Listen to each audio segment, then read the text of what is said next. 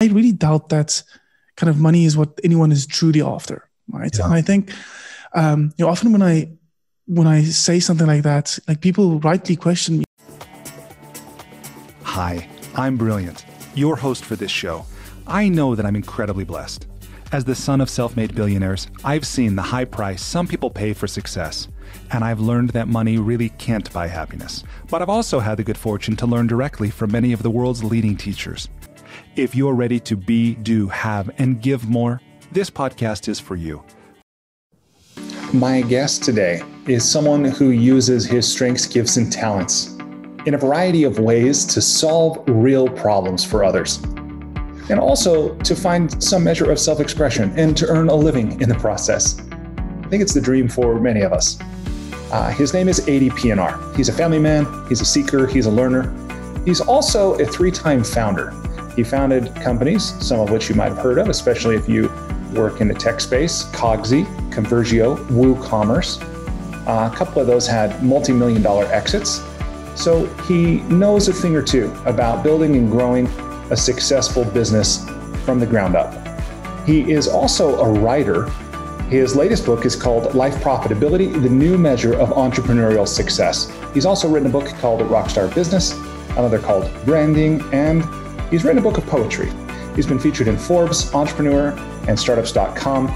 He's a native of South Africa, where he lives in the winelands of Cape Town with his wife, Jeanne, and their 2 children. I really enjoyed Adii's book and getting to know him better through this interview. I hope you enjoy this conversation with my new friend, Adii Pienaar. You can learn more about him and the work he does at adii.me, which is adii.me. Adii, welcome to the School for Good Living. Awesome. Thanks for having me. Brilliant. Will you tell me, please, what is life about? Always with hard questions first. I think, Brilliant, for me at least, and the way I currently think about life is really, how can I wake up every single day and just be the kind of the truest version of myself? How can I manifest that kind of truest version of myself? And part of that is in that manifestation, I think, is the learning and discovery bits, right? As I think, as I've gone through life and matured and just experienced more things in the world and kind of orientating myself. And then you learn those things, and like the next day, I kind of want to go out and I want to see, like, with these new things that I've learned about the world and myself, how can I kind of just continue that pursuit of manifesting kind of a truer and truer version of myself? All right. Thank you for that. So, yeah, you're right. Starting with the hard questions, right? Like, what is life about? Who are you? This kind of thing. But I understand that you don't like labels. That's understandable. But nevertheless, you have 3 labels that you strive to achieve and make your own: family man / dad, entrepreneur, and writer. You say that those are labels that you've been striving to make your own for as long as you can remember. Tell me about that. How and why? I think partly when I think about the genesis of these, and this is totally me kind of reflecting now. I'm not 100% convinced that this was why I attached myself to those labels, or why I kind of decided to use labels when I did. But I think what is helpful with the label is it really focuses kind of one's energy and attention. And I think to that extent, like all of those 3 things are kind of, were at one stage, i.e. before I, really became those things, were aspirational. So they were like, focusing on that thing, like wanting to be that thing, or wanting to use the label became that force, then that kind of, focused efforts essentially to pull me forward. Right. So I think like that's that kind of part of it. And then, for the longest reason, or for the longest time, I've wanted to be a dad, for example. I married really, really young, at least in terms of the kind of modern age. I got married at 25 and a half, and had kids kind of shortly thereafter. Our first son, Adii Jr., was born a little more than a year later. So like that's that kind of focusing, at least what it did for me, right, is like once I wanted to do that thing, like it really pulled me forward and I really went all out for it. So I think that's where it's helpful. And then the other side I think is helpful as well, right? Which is when you use those labels, it is a simpler way of essentially allowing another person to orientate themselves towards you, right? Like it is at least a conversation starter. That's the positive part the reason I don't like labels is kind of everything else around labels, right? But I think like those are the two of the positive things that has kind of manifested for me with regards to those labels. Yeah. You know, this is something I'm perpetually fascinated by, because I know, as you're saying, that what we do follows naturally from who we know ourselves to be. And the labels, like you're saying, there can be an upside, there can be a downside, right? And there can be an aspirational component. There can be more of a declarative component, that this is who I am now, not who I'm striving to become. But one thing I wonder is, how fully do you feel that you are those things now versus you're still on that journey of becoming? Well, I think I'm 100% still on the journey of becoming, right? I guess the question then probably is, for me at least, is, do you kind of, is there seasons where those labels are kind of more prevalent, right? And can you actually achieve a label, right? Is there right. that level, like you reach level 3 and then you acquire this badge or this kind of set of stars and then that is it? I think, and you know what, I think probably the best way to kind of describe that is some labels are achievement kind of related, right? Like becoming a dad, not that being a dad is achievement, but like you have to do an actual thing, i.e. you have to conceive a kid or you have to adopt a kid, right? Like you can only really say you're a dad until like once you do that thing. But being in fairness, just to interject for a moment, There's a lot of people that do that then kind of disappear, right? And They're not dads. So just having done that, is it really sufficient evidence that you are? Yeah, well, I really like that. I should have brought a whole bottle of red wine to the conversation as well. So you're right. And I think like what you point out there is like part of that kind of, I think where the waters are a little muddied, right? With regards to kind of what these labels mean. And the best answer that I probably have there is when I think about, kind of being an entrepreneur, I don't necessarily think about kind of successes or whatnot. I actually think about the mindset, right? And I think about kind of how I describe that kind of entrepreneurial mindset or like what that means for me. Because I think what I've learned is when I've gotten stuck where I felt that kind of the label of being an entrepreneur has been toxic for me has been because I ascribe or I attach certain value to other people's definition of what it means to be an entrepreneur. And like, I don't like those bits. Right. Yeah. If that's true, then I don't want the label. Whereas it's not true. Like we all define these things differently. And I think when if it is then a mindset, right? Another one that I can throw out there is I consider myself a maker of some kind. Like I want to be creating something, whether it's writing, whether it's business. I want to put some things out in the world. And that is more of a kind of a ritual, a habit, a thing that you kind of thus never become. Right? That thing never becomes you. It's just a thing that you constantly show up, you do, you manifest, you rest and you manifest again. So like it just constantly is that energy flow. And I like that more. Like I like that mindset more. Yeah, I love that. And I love what you've just said about rest and manifest. And there's this alternation, right? And I'm reminded of the thing Buckminster Fuller said about, I don't know what I am. I seem to be a verb. Right. And this about, we try to put a label on things. We turn a verb into a noun, this kind of thing. Like I'm an entrepreneur, not someone who practices entrepreneurship or is entrepreneurial, but even then it's an adjective. So yeah, this is just fascinating. Well, you talk about being a maker and you have written a lot. You write poetry, you've written business books that are really personal growth, I think books as well. And this is part of why I was really interested to talk with you is you've had some significant success in the world of business and entrepreneurship.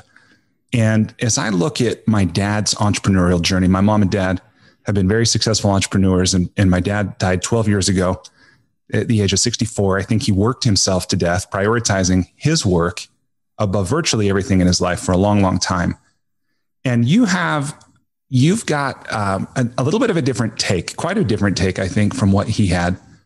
And I'm interested to explore that. So your latest book, Life Profitability, just even that concept is interesting, because my dad would talk about work to live, don't live to work, yet, saying and doing, it's easy to say one thing and then do another. And he tended to do that. But your view of life profitability, I think, is really interesting and valuable, very timely for our world at this moment. What do you mean? What does this term even mean to you? Yeah. So the term itself, what I wanted to do is, I think, in terms of sharing ideas, at least, is the ideas I think that kind of, catch on and resonate with people is where you're able to remix things that kind of people understand. And the book is primarily written for entrepreneurs or those entrepreneurially minded people, whether you're employed, you can totally be employed as well. And what I wanted to do was I wanted to take the concept that everyone understands, which is profitability, right? Where you kind of, you take what you kind of, you get top line revenue, whatever income, you subtract the cost and you're left with profitability. But what I wanted to kind of do is I wanted to change the equation where the question was like, how do I build a business that is not just financially profitable in the most narrow sense of the word, but really life profitable in the most kind of diverse, holistic, kind of widest kind of way that I can describe that.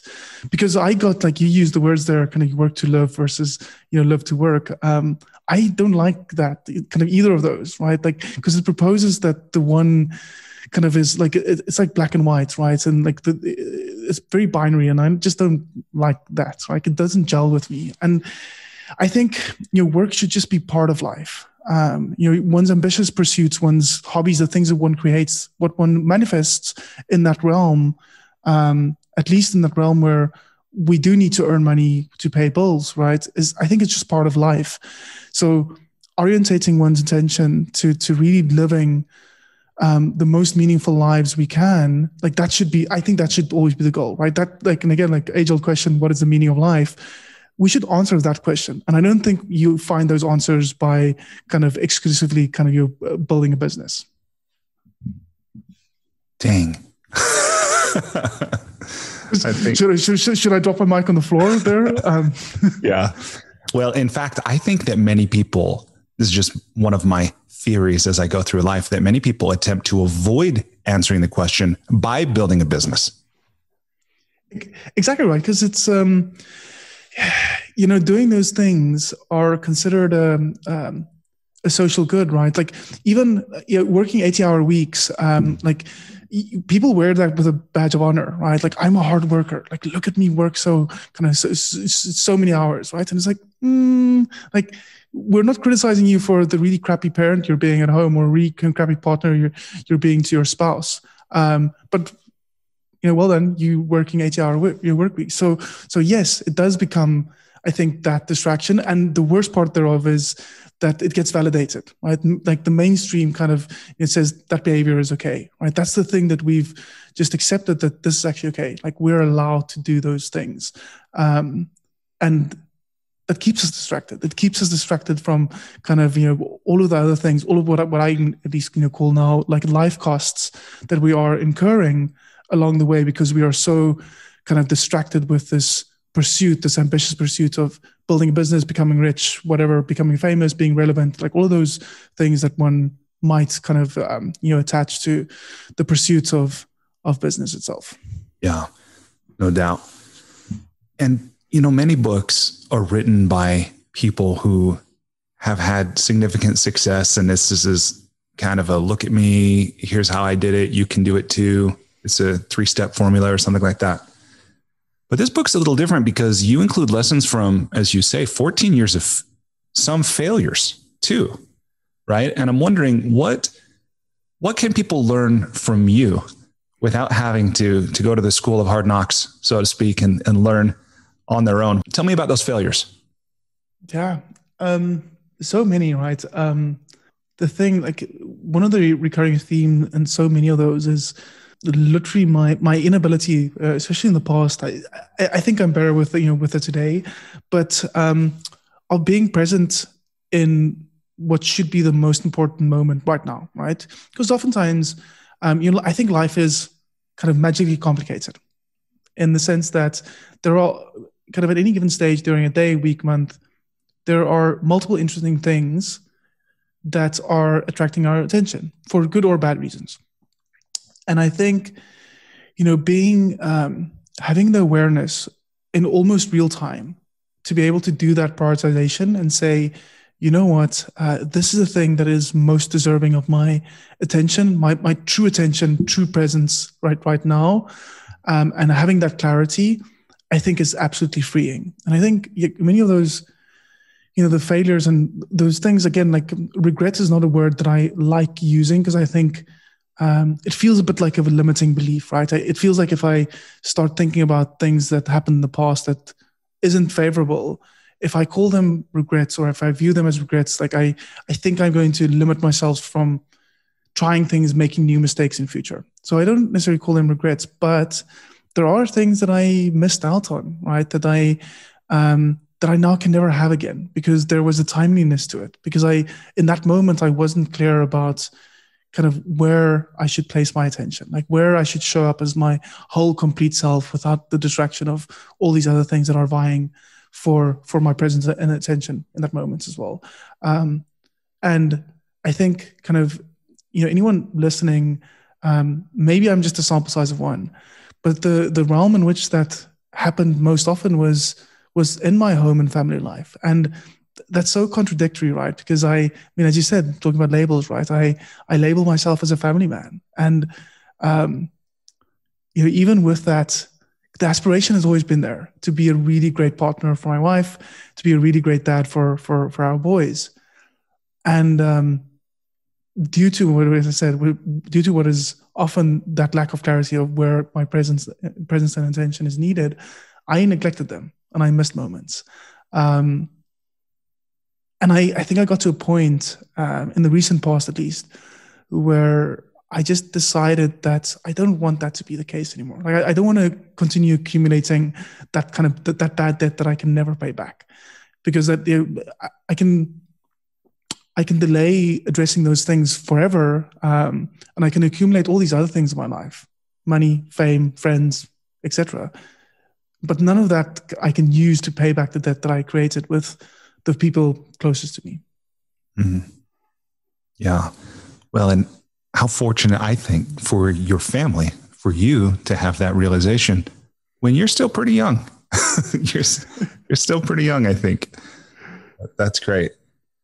Well, let me ask you this, because you talked about being mindful, being aware, practicing that choice. You talked about, where you're putting your attention and your energy. And so much of that shows up, or at least the opportunity for it shows up in our goal setting. I was really intrigued by something you wrote about goal setting, where you talk about choosing goals that require you to prove something. Tell me about that. Tell me about proving something as like a condition or criteria for which to choose goals. Because I think most of us choose goals because we think, well, that's what will finally fulfill us. But what's this logic of proving something? I think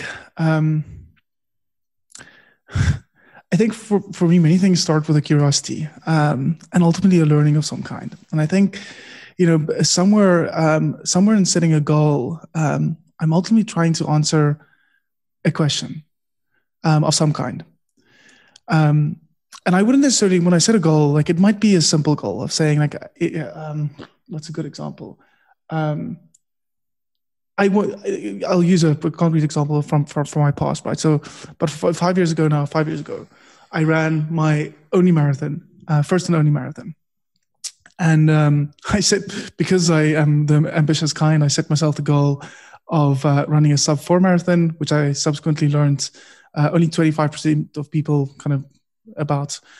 managed to achieve that.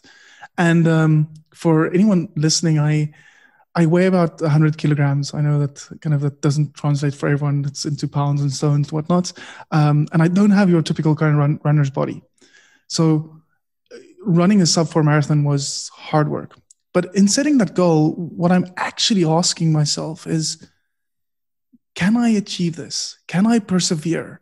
Like, can I be disciplined enough to do that? Can I work through the pain of getting there? Like all of those things. Like there's those questions. And if I continue down that path of asking those questions, and I just asked that kind of, why does this question matter? Like, why is this important? Like, why that? Eventually, I probably come to one of those bigger questions where I'm asking myself, what does this say about me? And I think that's where kind of that you're proving something ultimately only to myself.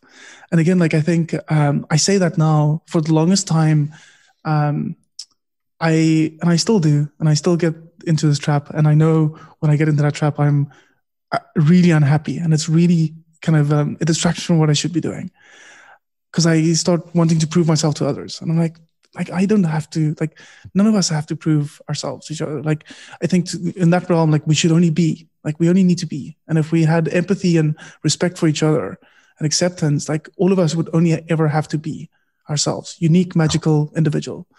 But on the proving side, I said, like, when I set goals, like, I'm ultimately trying to prove to myself that I can find an answer for some of these questions that I have about myself. What a beautiful perspective. And, I've been exposed to some thinkers who will suggest the reason to set a goal is what you become in the process, or as you're saying, what you learn in the process, where I think a default mode, especially for maybe a little judgmental here, but people in business schools who want to get a degree and get a good network and get a lot of money, people who are focused on materialism, not that there's anything wrong with material goods, but that if they think that will finally bring them happiness, and they neglect this component of what am I learning? What am I becoming? Even what can I contribute? How can I serve? Exactly. And you know what, Brendan, I think I often,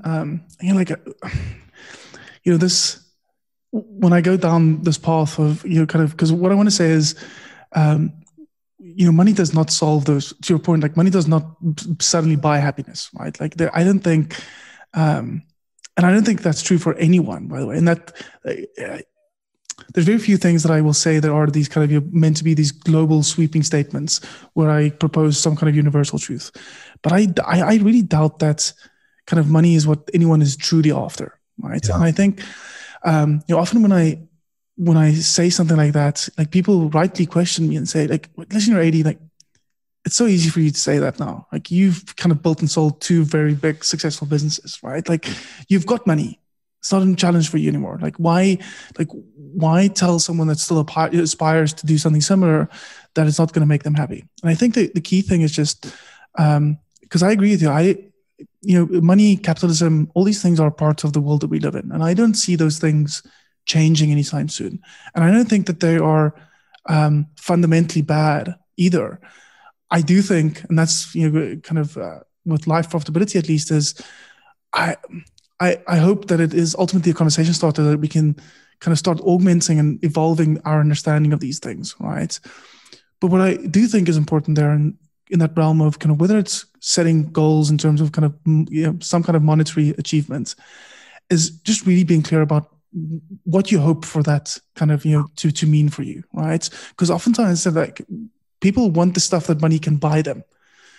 They don't want the money itself. The money is just a vehicle there. And I think when you look at it through that lens, you could probably get some of those things, at least, in a much easier attainable, kind of less risky way, in which you don't have to incur all these life costs along the way. And yes, some things will still cost the exact same amount of money, right? Like, if you want a Lamborghini, it costs X $100,000.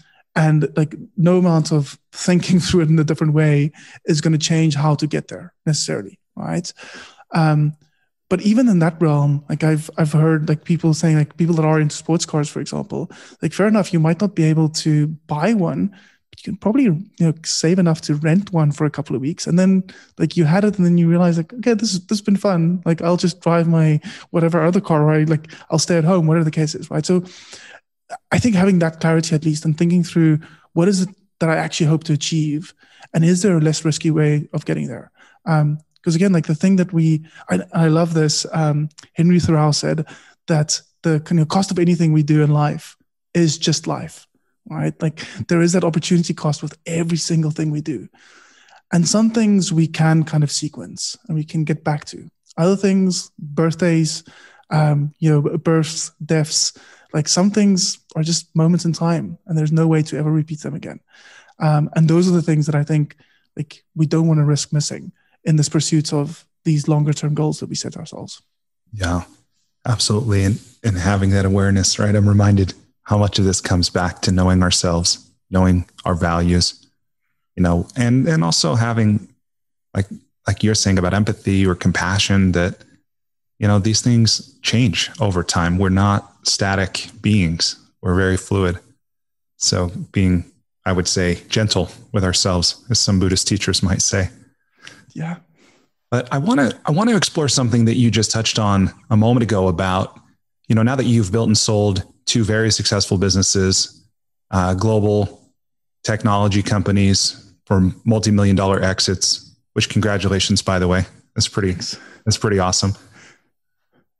Is, in some ways, I think that you and I might be in a similar circumstance, right? Which is very blessed, a lot of options, a lot of privilege, and to share some of the things that I think, the things we're talking about now, the things that you're writing about, the things that I blog about, the things I talk about on this podcast about, choice, what it means to live a good life, choosing our values, prioritizing consciously, this kind of thing.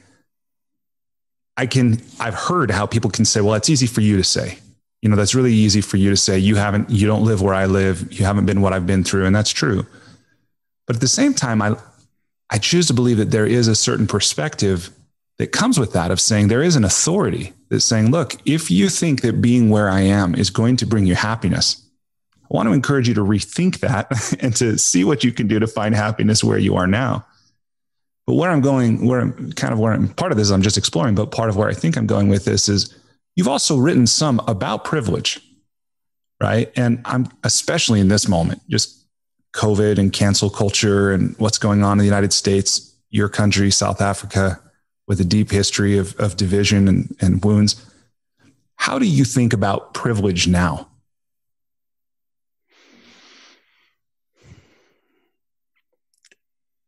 I think the hardest thing about it is, like even I feel super sensitive about it, to the point that I'm very careful in choosing my words, right? Like there's very few things ever in my life that I hold close to my chest. Like I'm a very open person. I wear my heart on my sleeve. And when I communicate in whatever context, I'm just authentic. Like the same version that I am here is the same version you'll have if you shared a glass of wine with me in private. Like there's no, like in the same, kind of version of me would be in the sales call later. Right. Mm-hmm. And privilege is such a hard thing, because I think 2 things are true, at least for me. The one part of it is that there is no way that I can deny the fact that I have been, not due to my involvement necessarily, but I've been the direct beneficiary of privilege, historic privilege, right? And what we understand about good and bad things in the world, but with time things compound. And there is a very easy narrative for me to say, listen, you're like, all the way from my dad owned a computer, kind of a hardware store before the big box retailers came in. So first, kind of, well, probably not the first, but at least in terms of telling my story, right? As a young kid, I had a computer in my room that I could tinker on, like my computer.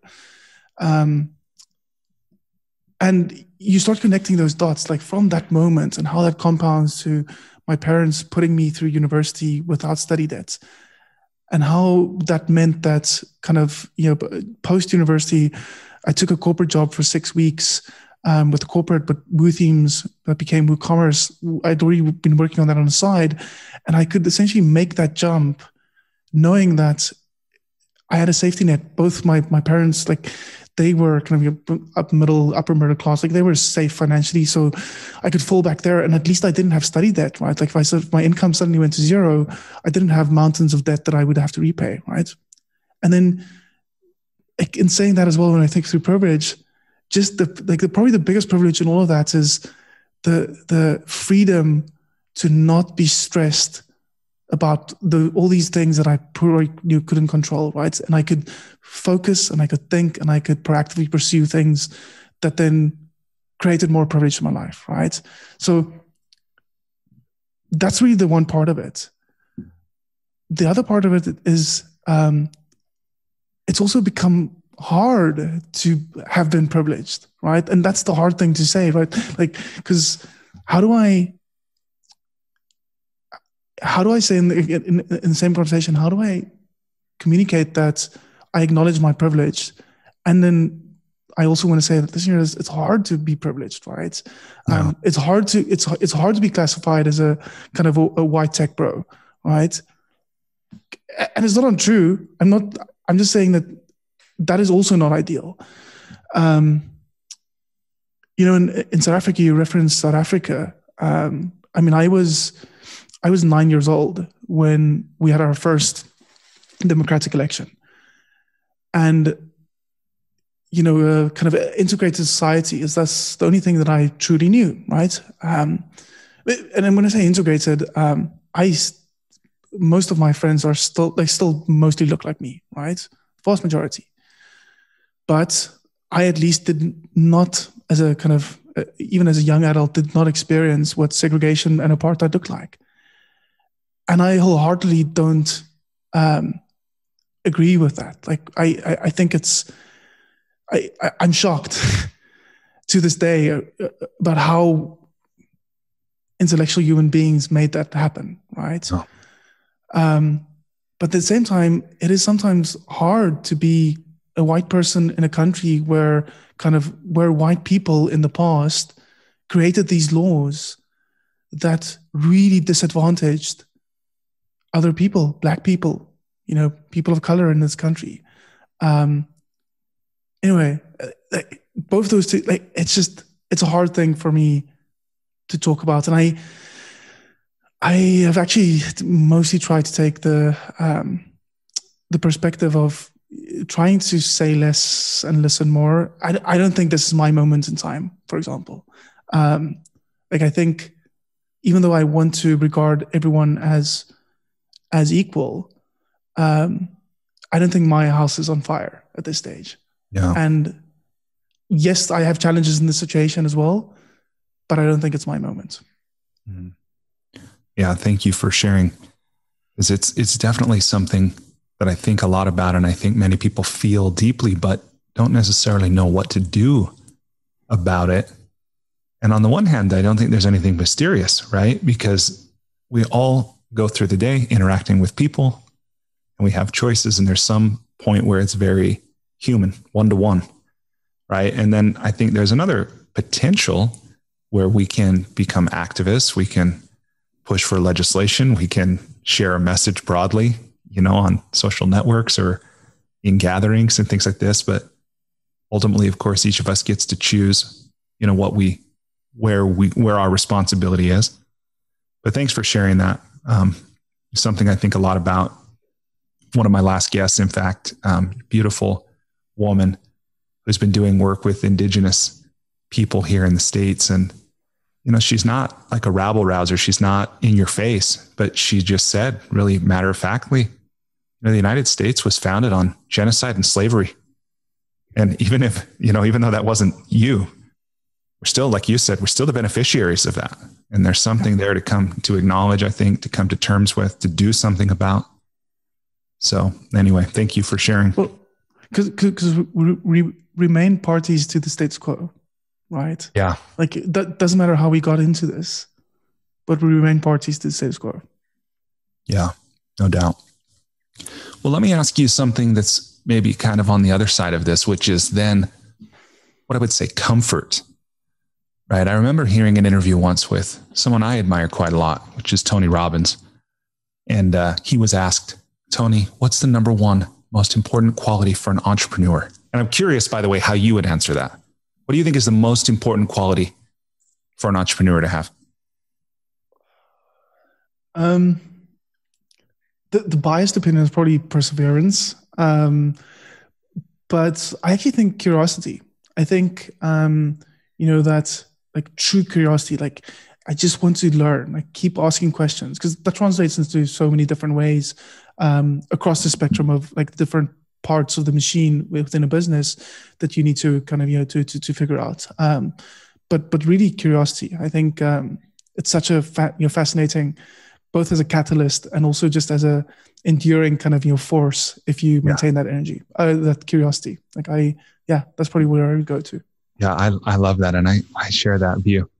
What Tony said was his view is it's hunger, this kind of unstoppable desire for something, right? And I looked at that and I thought, I think of myself as an entrepreneur. I have a lot of curiosity. I don't have the kind of hunger I think Tony was talking about. But then what I thought is, because I've had the chance to visit the Serengeti. And when I saw it was near the time of the wildebeest migration, and I saw lions after they'd made a kill, and they're eating, and the wildebeest are walking right by them, like 10 meters from these lions. They're not afraid because the lions aren't hungry, right? And it's easy to not be driven when you don't want something or you're not trying to run from something, kind of like we talked about already. But I'm curious with your view, once you have achieved success and you have whatever, proved yourself, you've got the comfort or whatever. And here, maybe you've already answered because you've said for you, curiosity is a driver. How do you deal with having been successful? Is that a question? Yeah. If it was written down, there would definitely be a question mark at the end of the sentence. You know what, Brendan, I think two parts. I'll answer two parts, right? So I think, thinking through success and being successful, I think is also just about the evolution. I think, acknowledging that in nature, like the world will keep spinning regardless of what happens, which means that I never think about success as a kind of destination, right? I just think about it as kind of momentary status or state that I got to, and then the world keeps spinning. And the best way I think to tell that story is in the following way: is when I with Conversio, my previous business, which got acquired about 18 months ago. And about the kind of start at the very kind of beginning, right? When I left kind of WooCommerce, I left with this question talking about kind of setting goals to prove something, right? I left with this kind of notion that I was a one-hit wonder, and I wanted to prove. I would say back then, I would say to the world, I now know that I only need to prove this to myself, but I wanted to prove that I can build another successful business. I can take all these learnings, experience, contexts, capital, all of those things, build another successful business. And then probably about 18, maybe 24 months into Conversio, we got to a point where the business was growing nicely. We were on the trajectory to be kind of reaching break even within the business. And I can remember the moment where it just felt like, I can now tick that box. This is not as significant or as big as WooTeams was just yet, WooCommerce was, but I mostly tick that box. I can build another significant business. And then as soon as I had that, what should be a really positive thought, I also had so much meaning just evaporate out of my life, right? Because suddenly, like the reason I had started the business was to tick this box. And now I have a team and I have business and I have customers, right? And I am suddenly like, well, from my perspective, I've checked the box. I want to check out. Yeah. And what actually happened is I had to rethink that and reimagine that, right? And what helped me in that moment was Dr. Dina Gluberman. She writes a book called The Joy of Burnout. And she describes burnout as kind of that thing that happens when the kind of meaning gets lost from the structures that you had invested so much in. Mm-hmm. So, and I love that. And like in that moment in Conversio, like I had to start thinking through kind of how do I create new meaning because the business was still there. Like that was the structure that I invested in. I just had to find new meaning. And in finding that meaning, that's when my team and I started chatting more about how do we build the business? And we eventually stumbled onto communicating our culture as being life and family first, which is ultimately the predecessor to me writing Life Profitability. That's also kind of that testing ground. So that's the first part of kind of me saying is when I think about success is you reach that state and then things evolve. The world evolves and like you have a choice, like, are you going to kind of, evolve again and figure that kind of out what that next journey, part of the journey needs to look like. And the other part of what I want to share here is I recently started working on a new software business. And I've not yet found the meaning in what I'm doing. And that's created a lot of friction for me personally, right? Because again, like the structure is there. And I know that there is meaning in parts of this, but I'm not, if you ask me right now, like, why did I decide to do this again? Probably give you things like, well, I'm a maker. I like building teams. And all those things are true. But it's not at that point where it hasn't come without those uncomfortable moments, right?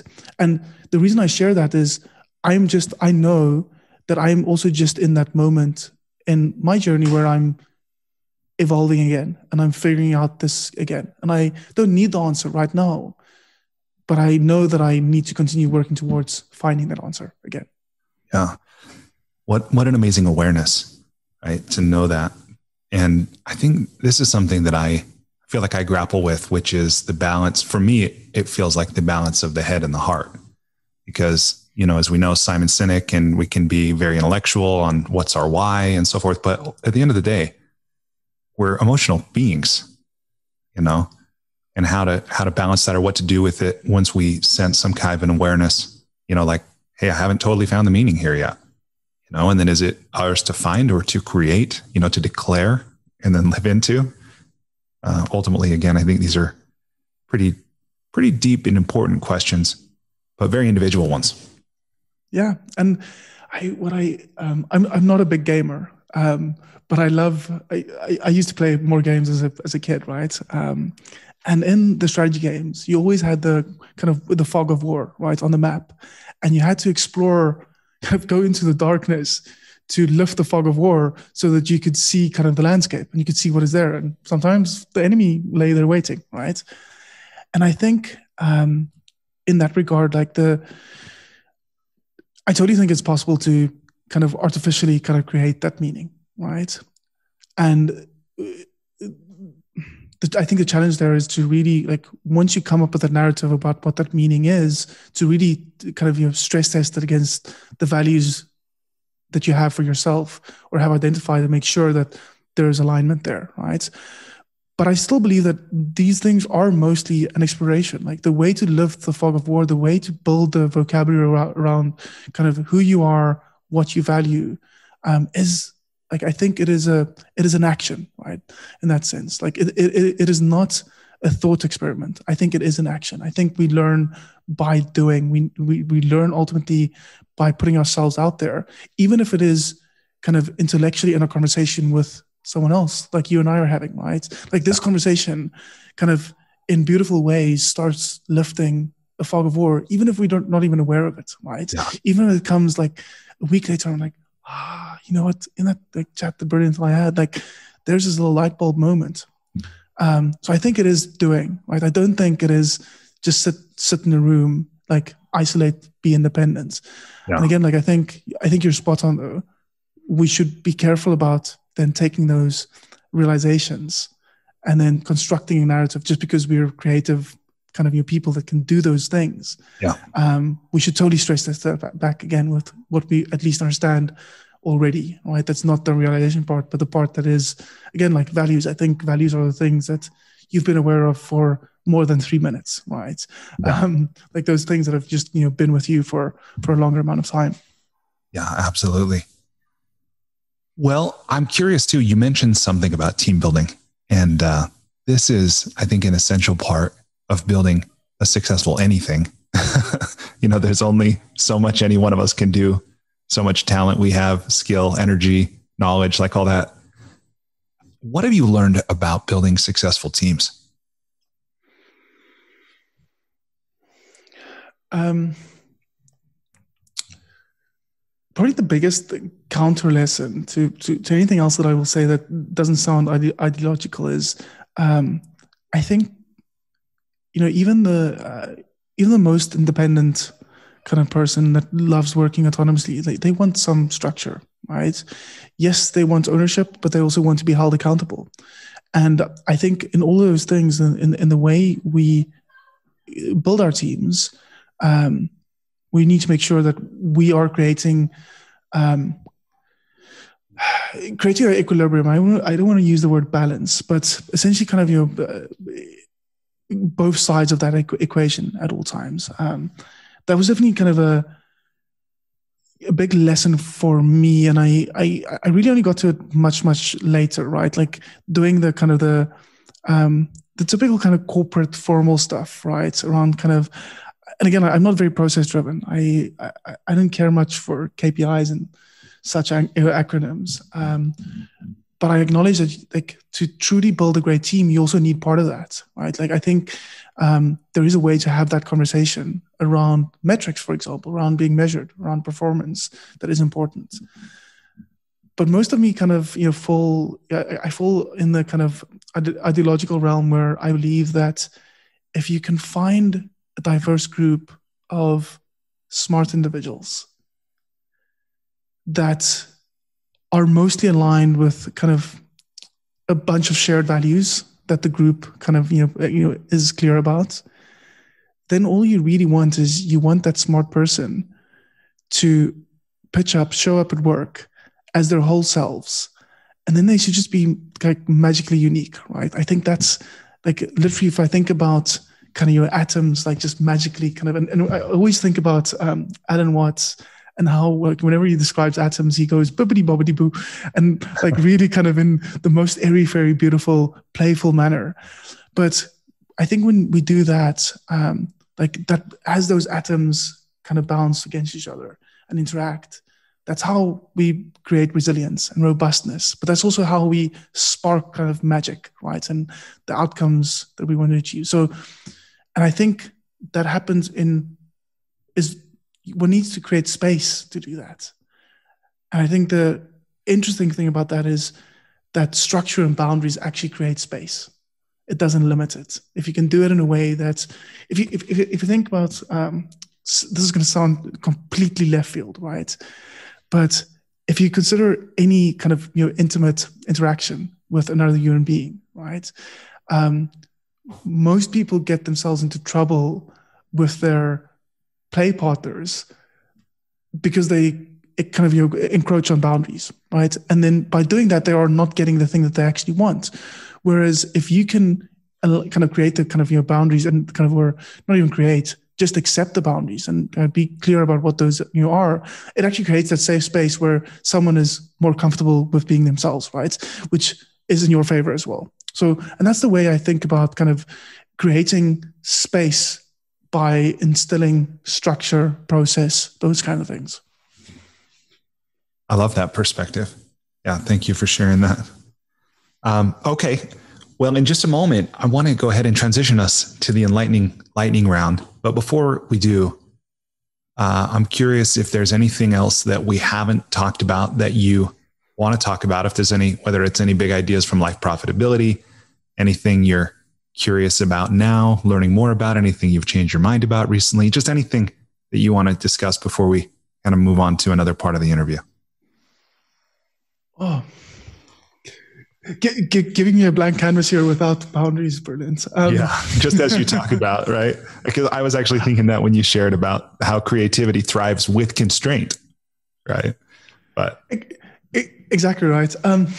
I actually think, like, I'll throw one idea out there and I'll see whether you catch it. Probably the most airy-fairy book that I think I've ever read in my life is a book by David Dider. And the book is called The Way of the Superior Man. And it has a kind of, it mostly has a kind of very sexual perspective. I think that's kind of what the purpose of the book was. But what it really did for me was it really unlocked my thinking around kind of masculine and feminine energy. And it really raised my own awareness about contextually when my masculine and when my feminine energy like is at play, right? And crucially, what I've learned about myself, like when you think about masculine energy, and you think about the kind of the average male orgasm, right? It literally is point A to point B, right? Like you go, release, and then depletion. Mm-hmm. Whereas the female orgasm like doesn't work in that way, right? And again, like I trying to not alienate listeners by because I'm not a sex therapist or any kind of sex expert, right? But thinking like, and that's a very narrow description of masculine versus feminine energy. But as soon as I start thinking about that, and I think about that in business, I also suddenly see where my ambitious pursuits in the past had that kind of very kind of hard grip to it, right? Where I was like literally like, trying to drive at 200 miles an hour and you're just holding that steering wheel so darn tight. And every bump in the road like feels like we're going to veer off the cliff, where it's not actually the case. Mm-hmm. Whereas what I now understand, and a big part of what I try and do both in my business and just in my life is that, again, by the way, I don't think masculine and feminine energy here has anything to do with gender. I hope that was very clear, right? But then if you think through the kind of the traits that one would generally associate with the feminine, right? Softer, kind of, kindness, empathy, like all of those things are things that I try and orientate myself towards in the way that I just kind of show up in this world, in the way that I then pursue these ambitious things in my universe. Wow. No, yeah, I love that. I've learned a little bit. I've read that book as well. And I've studied with someone that studied under data for 12 years, a guy named John Wineland. Oh. And I learned a lot about myself. And I think I deepened the quality of my marriage. My wife went to the program with me and so forth. And just what you're saying, one of the ways that I think about that is that a masculine frame tends to end things. It's here's an objective. I'm going to go get it. I'm going to kill it. I'm going to make it happen or whatever. Where a feminine tends to open things and create and sustain and nourish. And this idea, which I know some of these things can sound pretty simplistic, but some of them I've experienced is quite profound, right? Like I remember John would talk about the masculine. It's masculine's role, again, not gender specific, but when one is in one's masculine, and we all have both. And at times it makes sense to put one part in charge, and at times it makes sense to really foster the other. But he would talk about, the masculine is the master of time and space, giving structure and form. But then the feminine is the creative energy that fills that space. And just how interesting that can be both, for ourselves, for our work, for our relationships, for the world. And I'm reminded too, I had a chance to visit the Amazon.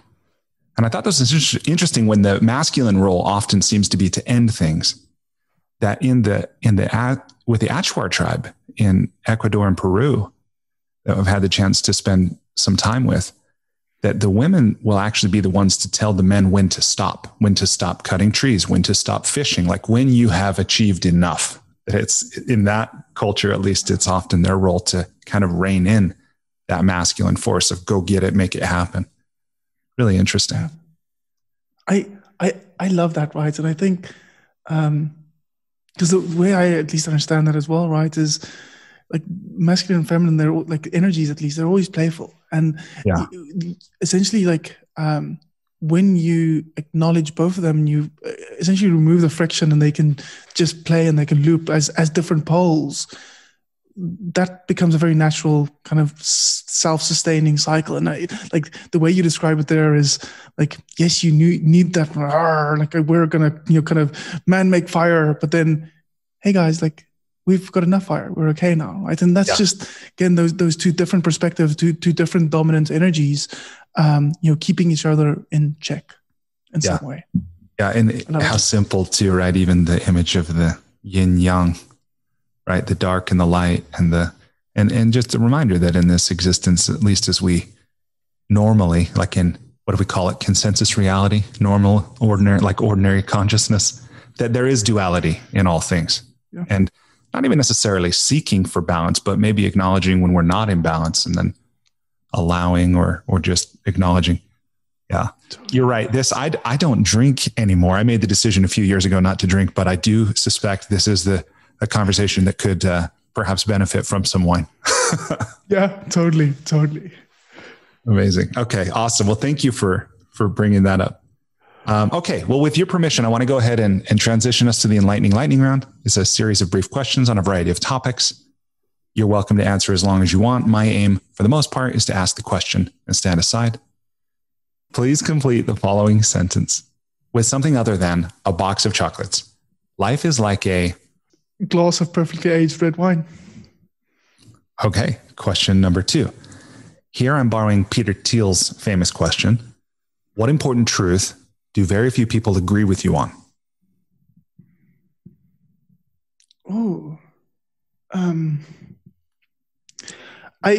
Not to be self-promotional, I think very few people agree with me that it is possible to build a business and be successful and have a really meaningful life. I think most people believe that there is a strong trade-off, and the system is just set up in that way, and that what I am proposing is completely unattainable unless you start kind of with millions in the bank already. So let me just pull on that answer for a moment, right? Because I'm sure you're familiar with the 4 burners theory, or the 3 burners. You know this. There's an article David Sedaris wrote a few years ago about this idea that in order for us to be successful, like highly successful in anything, we can only have 3 burners. And I might be getting this wrong, but I think it was like health, family, and work. And he's like, life is like a stove with 3 burners, and you can really only tend to 2 of those 3. So something has to be sacrificed. And it's this idea, I think, that you're expressing now about there's this false trade-off that we must endure if we're to enjoy the success that we're seeking. Yeah, totally. Okay. Question number 3. If you were required every day for the rest of your life to wear a t-shirt with a slogan on it, or a phrase or saying or quote or quip, what would the shirt say?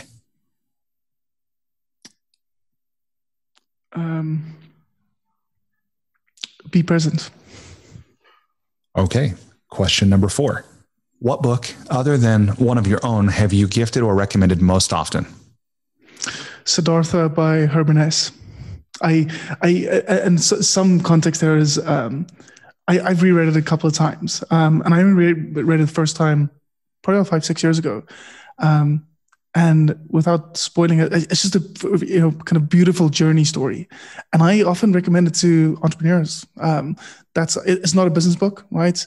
But I most often recommend it to kind of entrepreneurial friends. Really love the book. Yes. What difference has that book made in your life?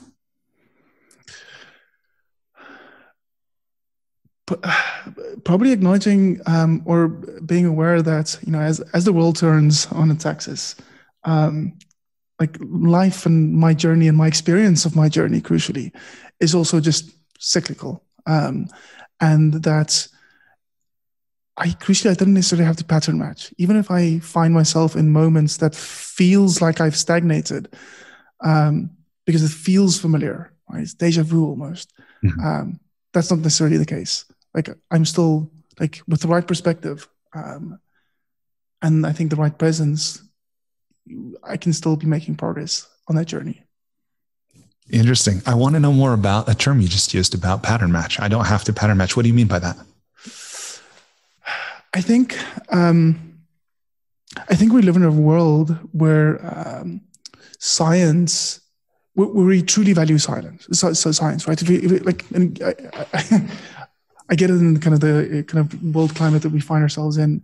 There's also a lot of distrust with science, but we've mostly said, and kind of capitalism to that extent is more of a science, right? Mm-hmm. Where we've said that here's a formula to success, and we know what the formula is, and we're going to the way to get more out of this formula is by optimizing it over time.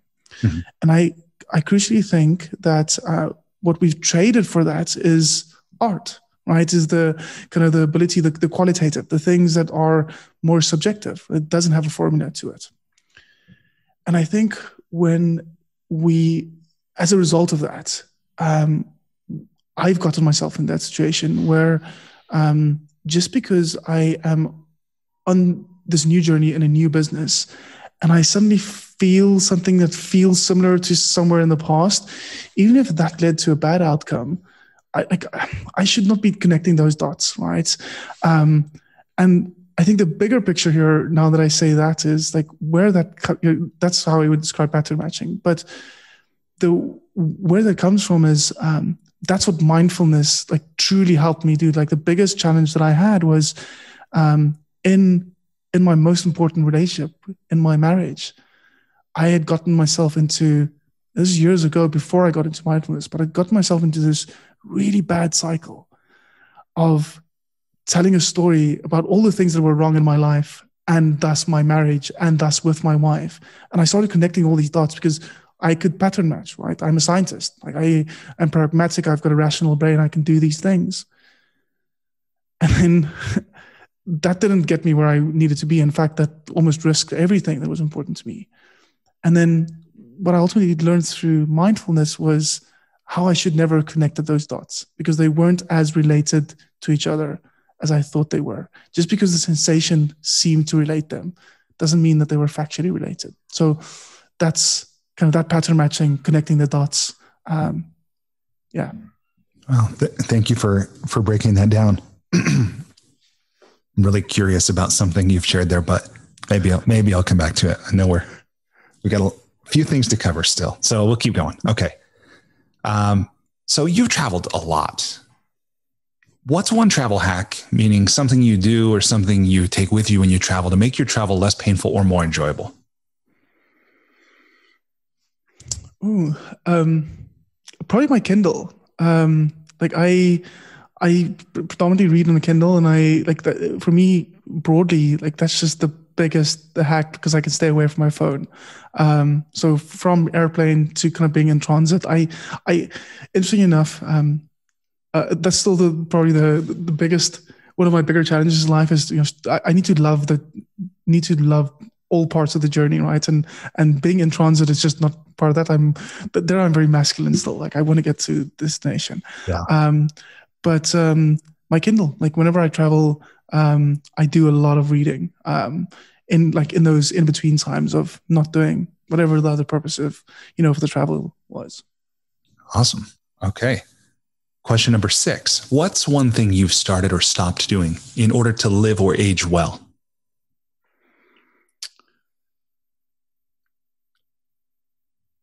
I go to bed earlier on average, and I try to sleep more.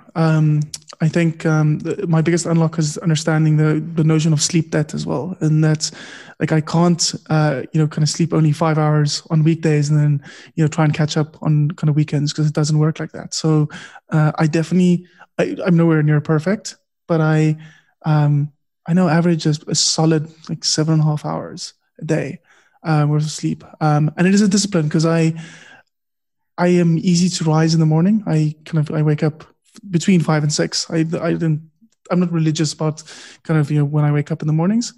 But then I am also a total night owl, especially due to time zone differences as well. I have so many friends stateside. So as soon as the kids go to bed at 8, it feels like the rest of my world is awake. And I can be chatting with people, etc., until late at night.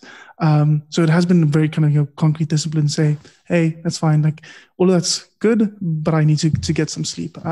So really focused on sleep as a way to pursue some form of longevity in health, at least. Yeah, good for you. Okay, question number 7. What's one thing you wish every American knew? Where South Africa is.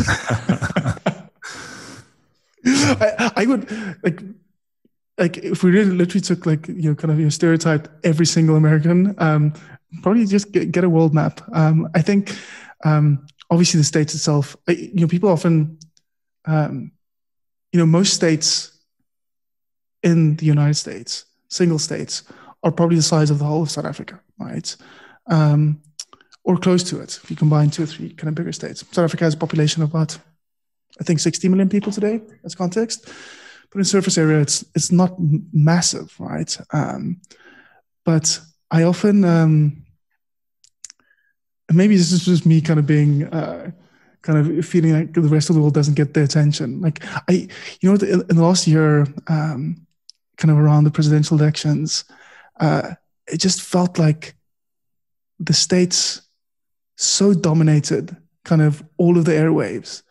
And at one stage I got to kind of this point where I was like, why does the rest of the world care so much? But I will always flip that. And I think that there is, but part of what I think makes kind of the America great, really great, is that part of like, listen, we are America, we can do everything. That truly that American dream, I think that there's real ingenuity in that, kind of what I understand about that at least.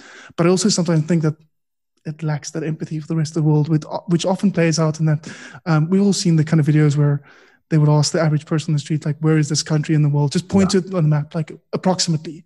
Yeah. And it's just way off. Like it seems to be some people at least have to have kind of that ignorance. So like South Africa was tongue in cheek there. Anyway. No, I've just alienated all of my kind of American friends there.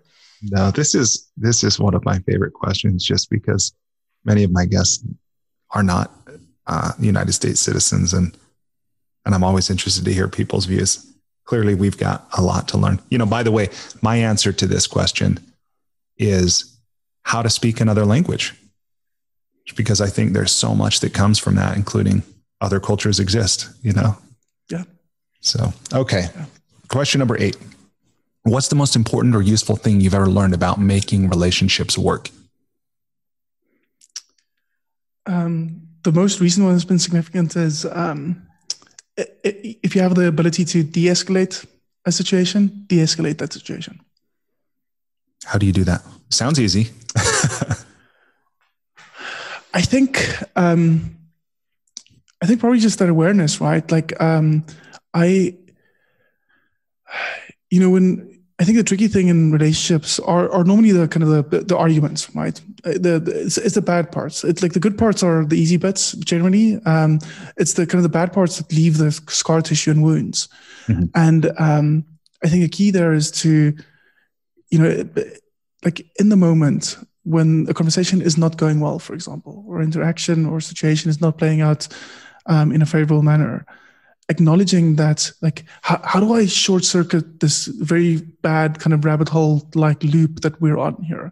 And I think if I have the awareness, even at a compromise to myself, to do something or say something that can de-escalate things, doesn't have to solve things, just needs to de-escalate things. And oftentimes that is literally just standing back and saying, yes, there is something important here on my agenda, something that is about me. But can I stand back for long enough so that the person on the other side of the relationship can just take up that space in a way that doesn't take us down this path of going down this rabbit hole? Mm. All right. Thank you. And question number 9. Aside from compound interest, what's the most important or useful thing you've ever learned about money? You can always make more.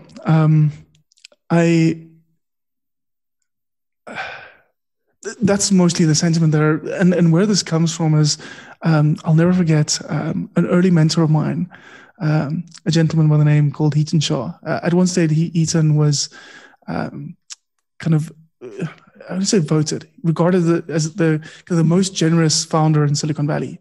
And I believe he still lives in the Bay Area with his family. And years ago, we kind of had this serendipitous connection at a conference, and we got talking, and I explained some frustrations and fears within one of my businesses at that stage. And Heaton asked me, like, "But Adii, what do you really fear? What are you worried about?" And I said, "I fear this going to zero and losing all the money." And he actually said, Adii, there are 2 types of people in this world. Kind of one of them knows how to make money and the other doesn't, the one that knows how to make money will always figure out how to make more money. And perhaps that's kind of, thinking back now, that's slightly reductive to some extent. Like the bits about making money versus not making money resonates less today than it did back then. But what has stuck with me is that notion that you can always figure out how to make more money. Yeah. Like especially if you were able to make money and kind of in some way or form initially, you can always make more of it. All right. Okay. And question number 10. So this one's a gimme.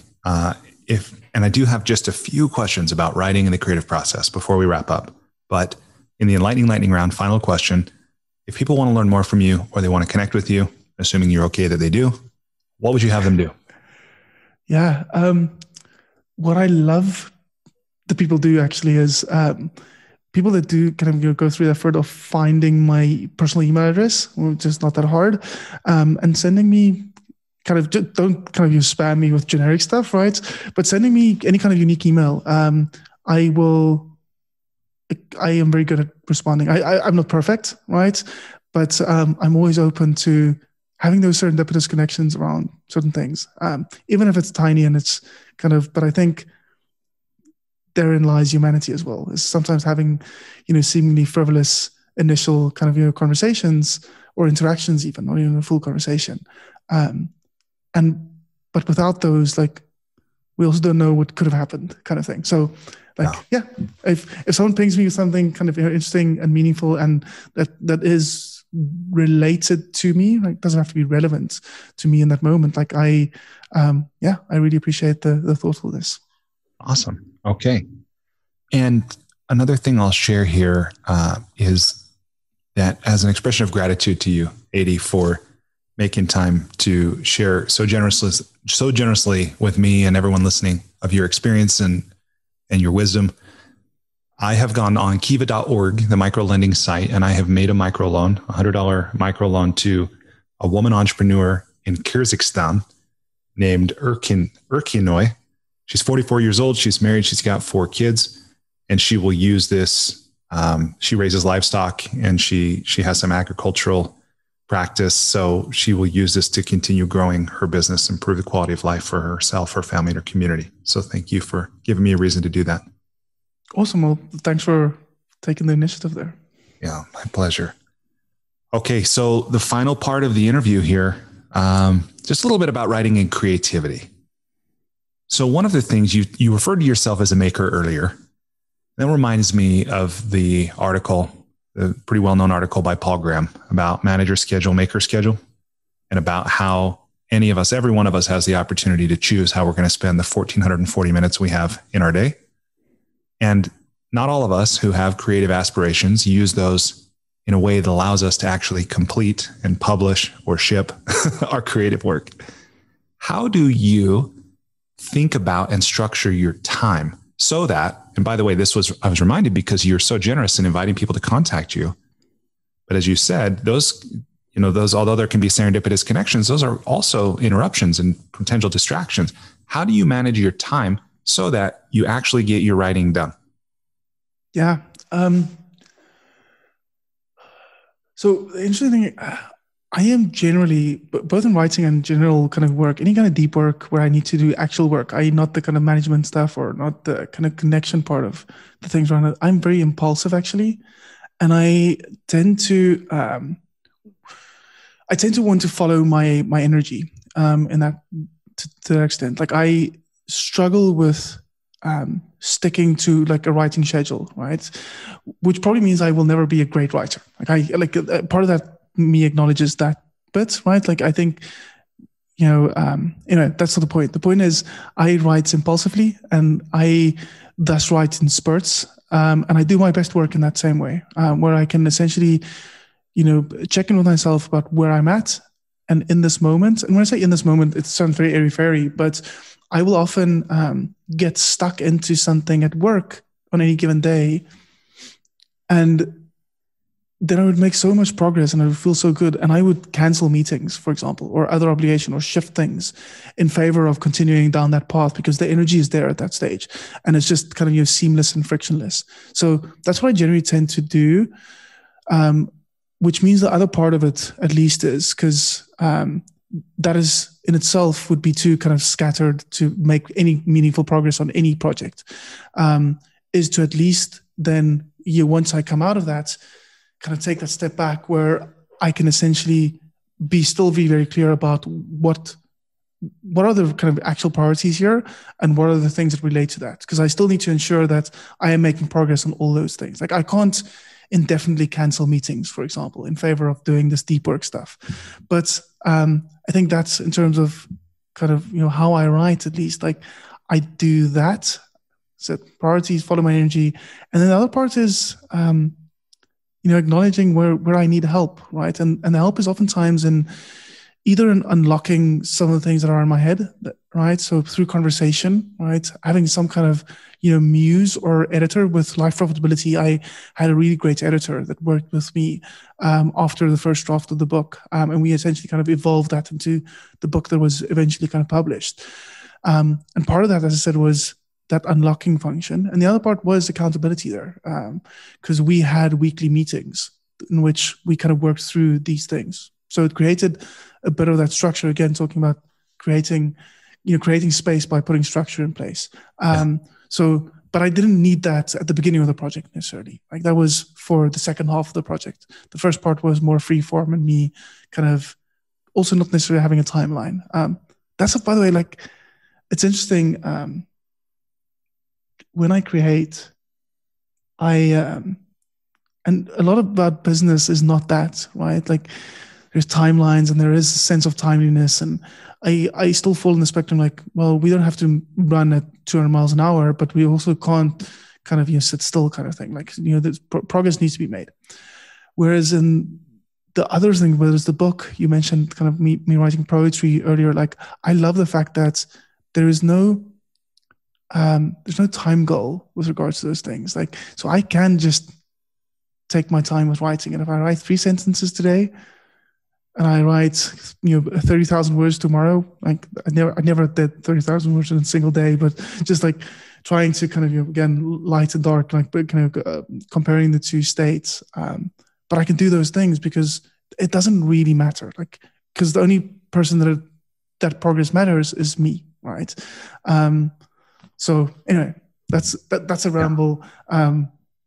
I don't know. Like, I think the answer there is I don't have it figured out. I don't have a perfect. I don't have a perfect recipe that I think anyone should copy.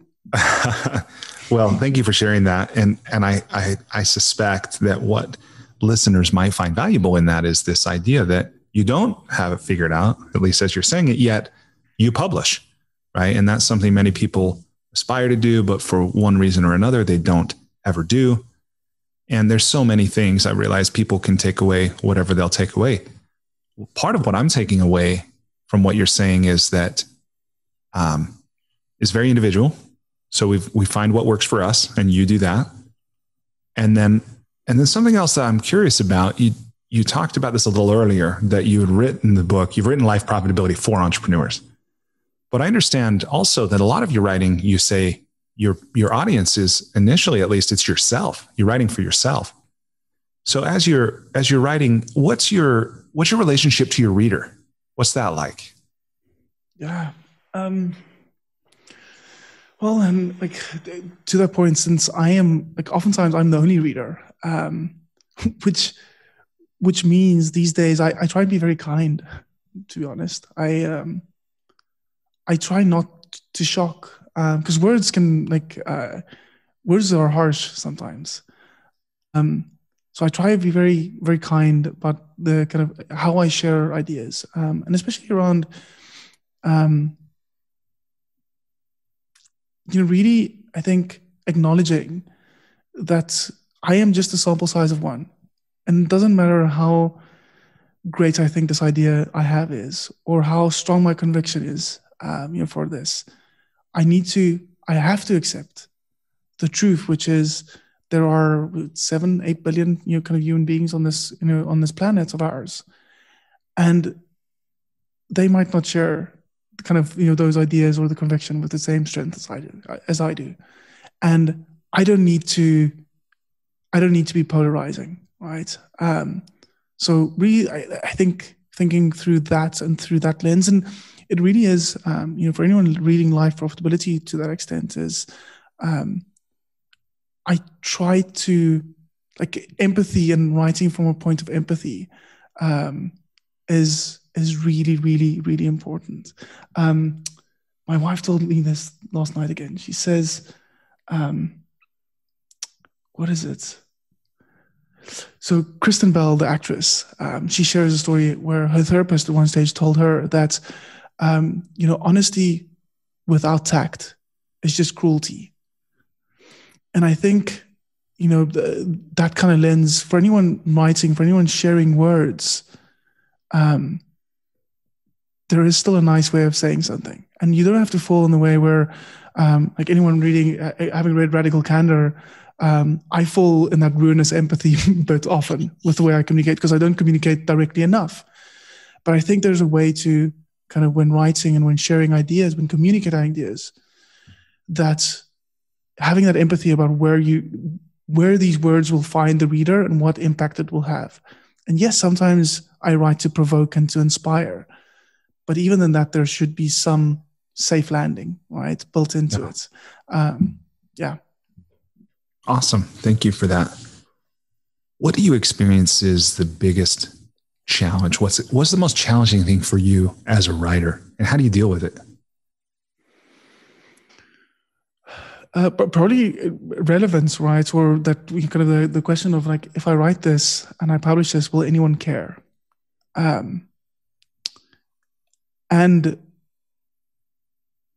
I still have that, right? I think that there's that imposter syndrome built into. You're human. Into that. I think that's all that means. Yes, thanks for the kind of the right words there. I think that those are, or better suited words here. And I think, again, like we spoke about meaning earlier, right? And being clear about what is important. And I think when I think about the book, at least, is I didn't really write the book for the world, right? Like, by all means, I mean, I when I said earlier, like, I want the book to be a conversation starter where, like, hopefully we can start, like, the book contributes to change in the world, right, in some way or form. That is totally kind of true, and I'm not being disingenuous when I said that. But the primary motivation for writing the book, for example, was, I think about my own mortality often, and I have two young boys. They're turning 10 and 7 respectively this year, and the book, as a kind of first goal here, was really to leave those breadcrumbs for them. That if something happened to me tomorrow, and they could not get to know me with a more mature kind of vocabulary or experience of the world, they could somewhere, if they wanted in future, they could read the book and they can start kind of picking up those breadcrumbs and get a better sense of who their dad was and what he thought about. And I think, like, not everyone's the meaning or the real meaning of doing things should necessarily be that kind of, it can be many other reasons. But that is the way to get beyond that relevance, right? Because that's not about anyone else. Like, that's a goal that I have, right? That like, I've left the breadcrumbs. And by publishing a book, it doesn't really matter about what anyone else will think about it or whether the ideas will resonate. All right. The last, I think just 2 last questions. One is about tools and technology. Let me ask this one first. What's the best money you've ever spent as a writer? My Kindle. The Kindle. 100% my Kindle. I mean, contextually at the time, I now have an iPad again, which I mostly use for coaching, actually. Live coaching with the Apple Pen, different conversation. But when I bought my first Kindle 6-7 years ago, I often got stuck into kind of, when I was reading books, the distraction to just click this other app and check email and then go down a different rabbit hole, which kind of too much.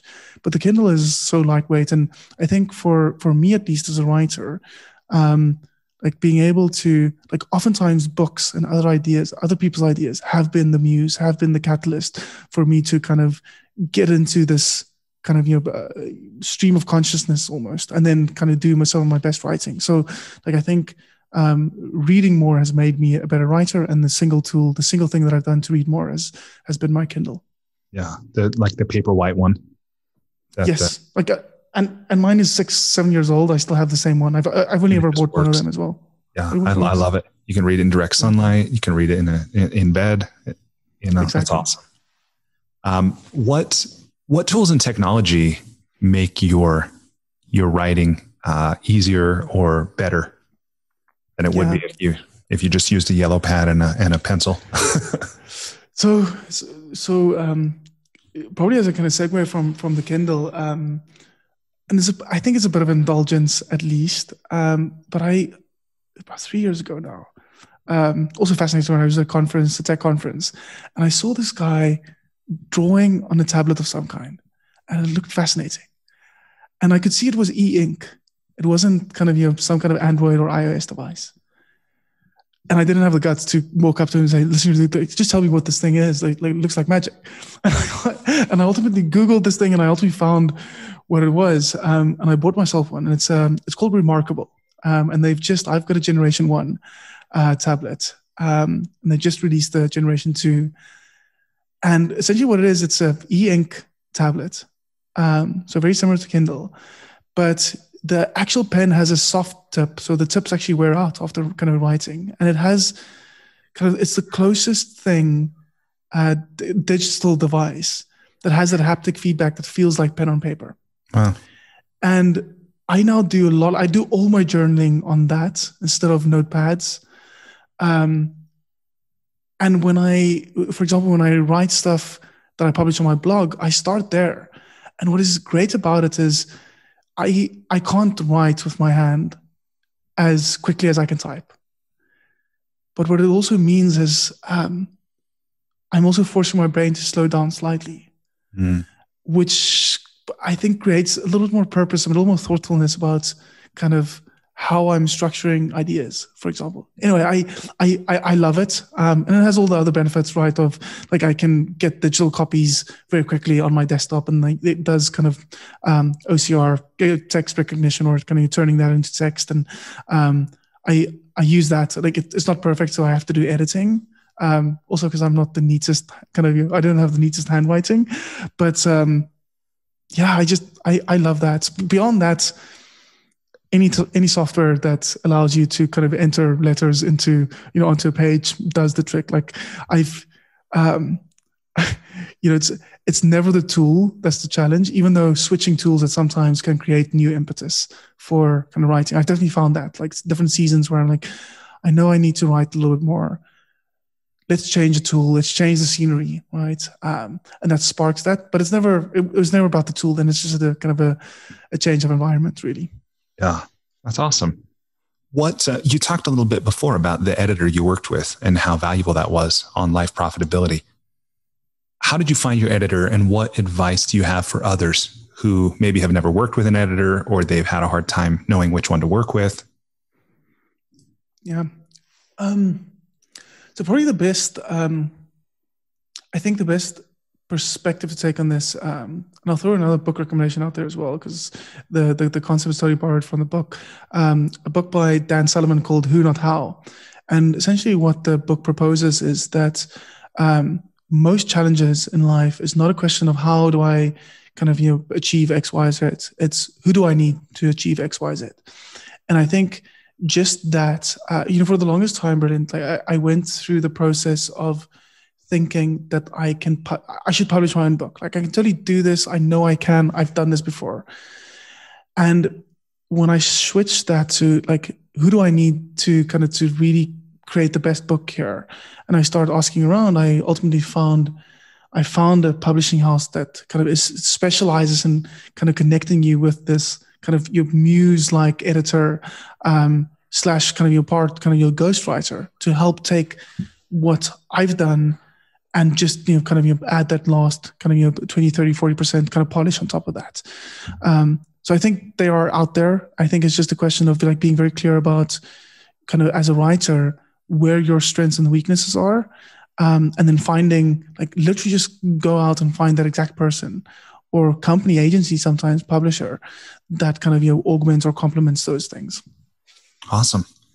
Okay, thank you for that. So final question I have here is, what advice or encouragement do you have for anybody listening who's either in the middle of their own writing project, they're in the middle of their own book, or it's a dream they've been harboring for a while and they haven't quite started yet? What do you say to them to help them get going and or to finish?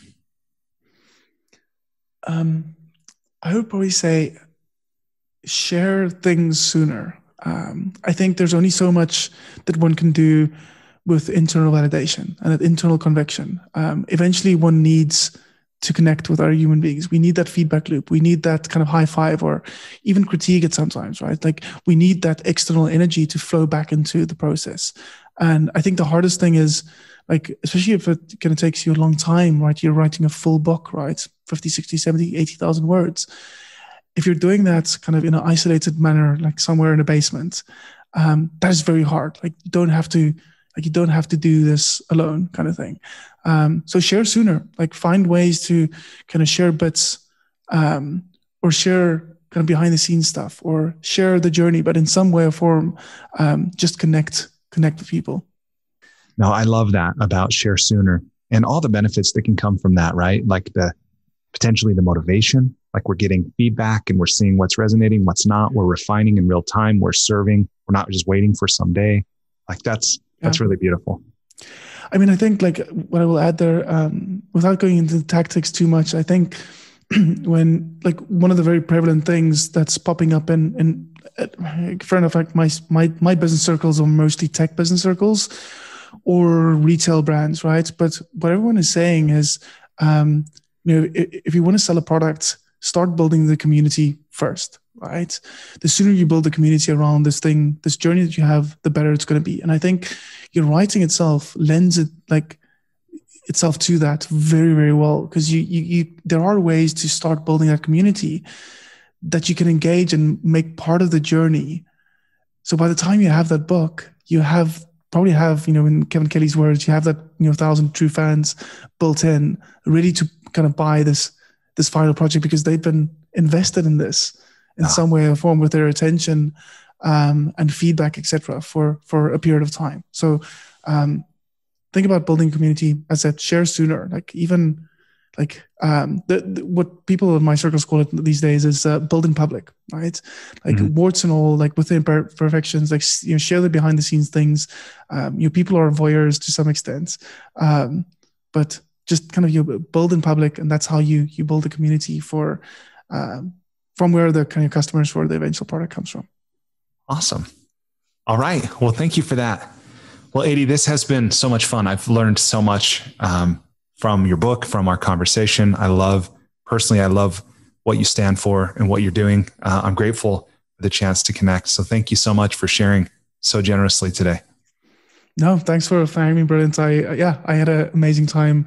It does feel like we could go on chatting for after the ages. Yeah, I think we could. Well, and I know there's more books in you. So at some point, let's do it again. Yes, 100%. Awesome. Okay. Today, my guest, Adii Pienaar. You can find him at adii.me. His latest book, Life Profitability, the New Measure of Entrepreneurial Success. Thank you so much for listening. And I hope to talk to you again sometime real soon.